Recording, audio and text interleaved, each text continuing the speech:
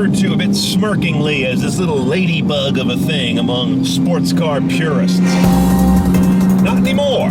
This third generation gets an awful lot of things right and puts an edge on the product, technologically, on the road, and to the eye. Let's drive this all-new 2016 third generation TT Roadster and check the tech. Audi was kind of sneaky with this one. Back in January of 2014, we got an early look at what would be the style of the new TT, but it was in a concept mini electric station wagon. The front clip, though, arrived almost unchanged on this new car, and I gotta say, it's the handsomest TT yet in 3 generations. And unlike a lot of complete generation updates, this one's dimensions don't meaningfully change anywhere. Length, width, height, even weight, all about the same as the outgoing car. We have a Roadster with the cloth top. There's also a coupe that has some little tiny back seats in there. Our car, instead, where the back seats would go, is where the top does go. That coupe, by the way, can also be had as a hotter performance TTS. The Roadster doesn't come that way. Your first reaction when you get in the new TT is, where did everything go? It looks like we're back in the 60s. It's a blank dash with some vents. That's because the star of the show is the virtual cockpit over there in front of the driver. That's a 12.3-inch virtual all-LCD instrument panel. The gauges are virtual, and they can either be full front and center like you see, or with a click of a button, they move backstage, and you can go full map, for example. Pretty impressive. Driving all this is a quad-core NVIDIA GPU, and they've added a couple of new interesting buttons on the wheel. Those get you into submenus. Now, one of the first things your passengers are going to say is, wait a minute, where's my ability to control stuff? You actually can see that screen pretty well from here, but it's far from optimal. This is clearly not a car where the passenger is supposed to be fussing with stuff, but instead hanging on for dear life.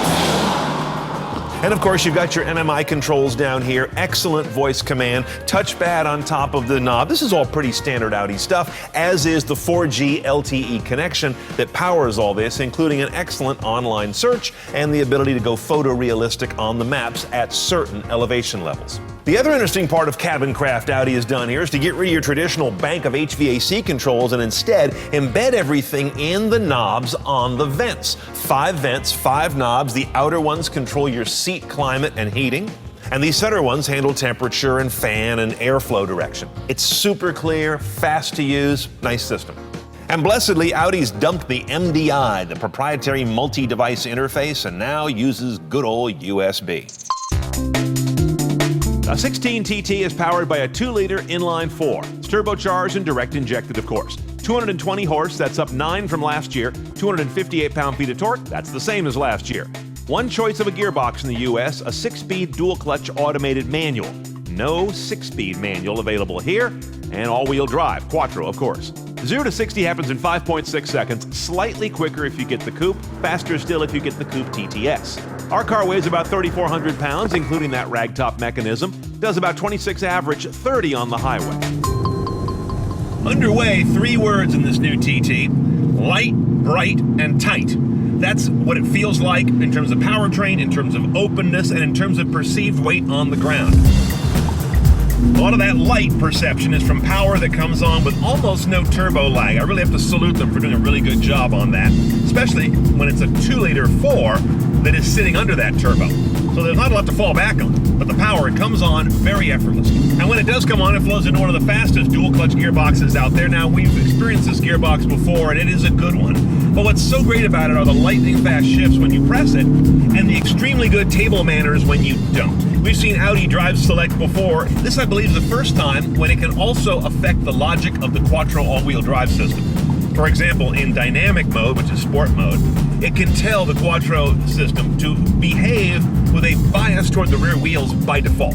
One of my favorite engineering accomplishments you can't see, and that is this sort of invisible tub that I'm sitting in, formed by the windshield, the header, and this power wind buffer behind me.